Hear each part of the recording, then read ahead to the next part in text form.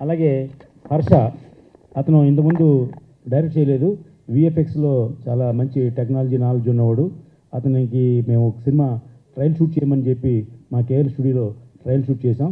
చాలా అద్భుతంగా చేశాడు అతను. ఆ సినిమా చూసి నేను అతనికి 2 సినిమాలు ఇవ్వడం జరిగింది.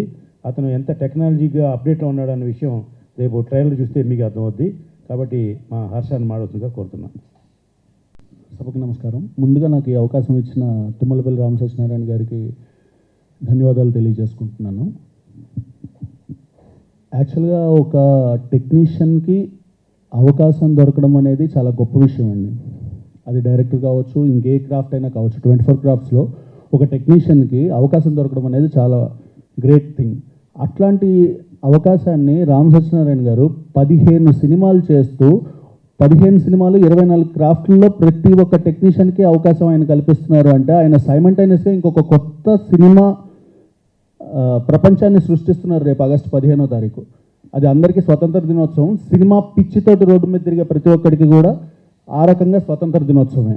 భారతదేశానికే స్వతంత్రం కాదు, సినిమా పిచ్చితో తిరిగే ప్రతి ఒక్కళ్ళకి కూడా ఇక్కడ అవకాశం దొరుకుతుంది.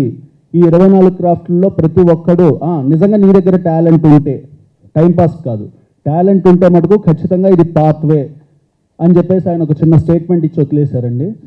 100% దాన్ని అందరూ సద్వినియోగపరుచుకుంటారని కోరుకుంటున్నాను. ఇంకొకటి ఏంటి అంటే ఇక్కడ మమ్మల్ని ఆశీర్వదించడానికి వచ్చిన గురువు గారు రేలంగి నరసింహారావు గారు కావచ్చు, ఎండమూరి వీరేంద్రనాథ్ గారు కావచ్చు, జేకే భారవ్ గారు కావచ్చు, సుమన్ గారు కావచ్చు, నెక్స్ట్ సంగకుమార్ అన్న, తల్లాడ సాయికృష్ణ గారు, సతీష్ గారు, నెక్స్ట్ బ్రదర్ మోహన్ కాంత్ గారు, అన్న సిరాజ్ అన్న, అప్పాజీ గారు, ఈ రకంగా ప్రతి ఒక్కళ్ళని కూడా నేను చూస్తూనే ఈ పొజిషన్లోకి వచ్చానండి.